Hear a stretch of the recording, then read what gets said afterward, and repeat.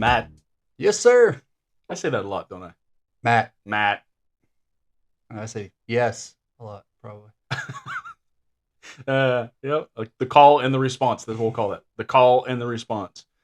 So yesterday, Matt, we got a chance to sit with Mr. Bill Bergin and talk about the Inshore Slam, which is coming up this weekend, which is pretty exciting for a number of different reasons. Number one, our company has an opportunity to sponsor it, which we love sponsoring things that are for good causes, and this is for a great cause, helping people to identify whether they have or check for colon cancer, prostate checks.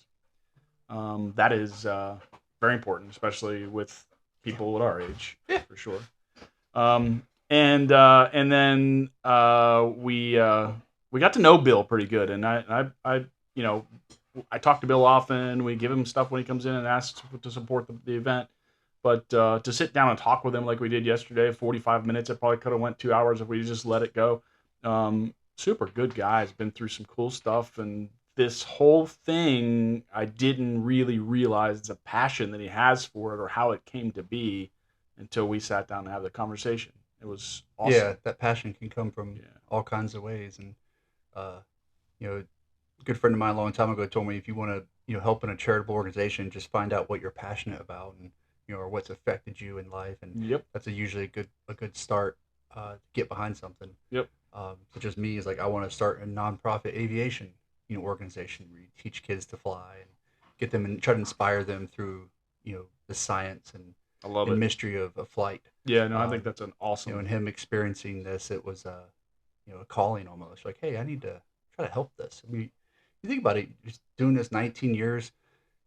If just to say that one person might just go get an exam and catch it just in time, and as you said, you catch it early, it's the best. Yeah.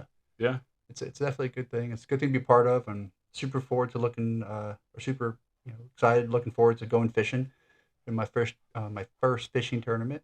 That is exciting. Yeah, it'd be fun. That is exciting. Yeah, and you're going with a couple fishing studs, so you should fare well. Yeah, it should be good. If it was just me out there in a boat going to catch some fish, we'll see how that goes. But I definitely got the same way. Two good people on there. They're going to be good. David Lefford and my son Caden, they fish way more than I do. And between the both of them, we'll figure it out. We did it their age too. You got to remember that, right? Oh yeah, we did it their age too. Yeah, I grew up living on the pier and in boats that probably shouldn't even be allowed to be floating. I was always out there. And one day they'll have more responsibilities and they'll be going, boy, I wish I had more time to fish, just like we do. Yeah, just like we do. So I missed you yesterday, Matt.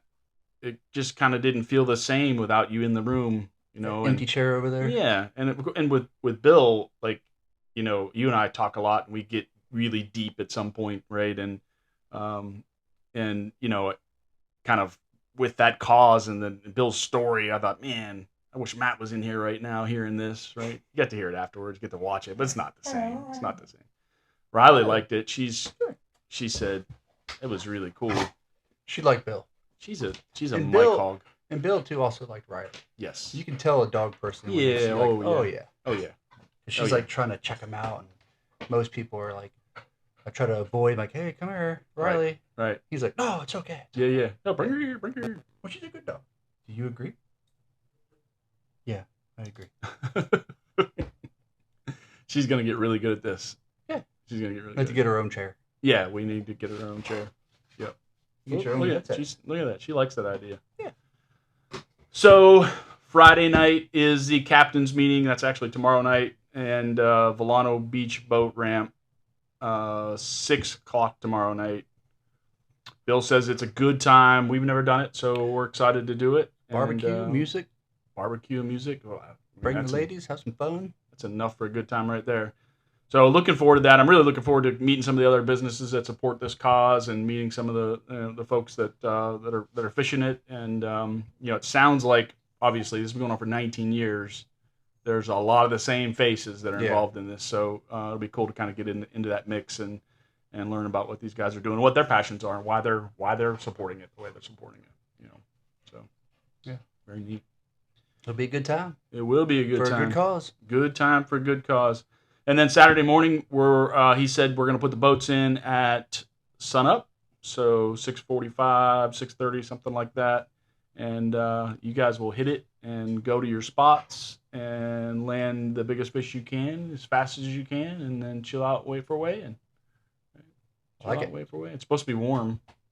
It'd be fun. Yeah, it's supposed to be warm.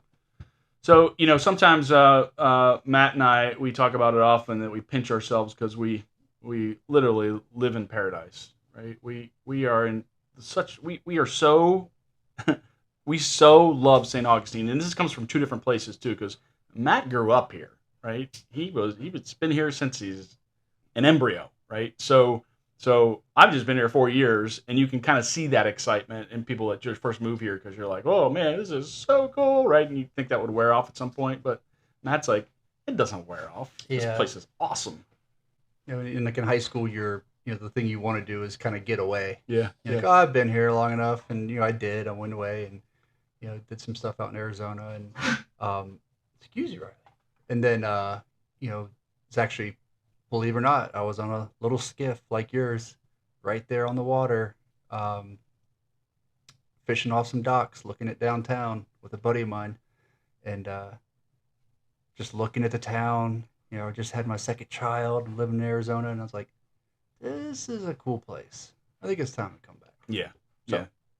Yeah, you realize that. My son moved away, went to North Carolina for a year and a half or so, and he kind of felt the same thing. And he wasn't even here that long prior, right? But he felt the same thing. Like, I want to get back to St. Augustine. It's just kind of a neat thing. It's a neat culture, neat place. And we're thrilled to have a business here, thrilled to be doing the podcast here, and lots of cool things on the water. Yeah, lots of cool things on the water. Lots of cool things on the water and beyond, but just on the water is just a cool culture for sure. All right, so if anybody's listening and they have a desire to join the tournament, it's not too late. You can join anytime you want to. Bill says just come to the captain's meeting and register right there. Again, that's tomorrow night, Friday, which is September 26th. Friday, September 26th at 6 p.m. at the Volano Beach boat ramp. Show up, sign your papers, get ready to fish on Saturday morning. You don't have to be a great fisherman. You don't have to be a phenomenal fisherman. There are several different classes that you can participate in. There are some really people that take it serious and are getting out there and really trying to hit it hard with getting what they call a slam, which is 3 species of fish. But there are also those that are just going and really having a good time and classes where you can still win some money, still make it competitive, but just get out there and have a good time for a good cause. So, and if you don't want to fish, that's fine too. Come check it out. Just take a look at what he's doing because clearly this is much bigger than fishing, right? This has certainly a fishing tournament is a way to help raise money, but the passion is much greater than that. If you watch the podcast, Bill is a survivor. The other gentleman that has helped put this together started when he was 15 or 16 years old. It was really his idea, and that came from his father who had cancer as well and ended up passing away a few weeks after the first tournament. So just an incredible story to where they are. Bill's so chill, so relaxed, right? It's very clear how he's been able to do this for 19 years and people support it, right? So that's the story. And we will see you on the next podcast. Matt, tight lines, brother. Yeah. Tight got lines. some good ones on the hook to come in and tell us about what they're doing in our area. So on the hook. I hope you get some good ones on the hook on Saturday. But we are. All right. Peace out.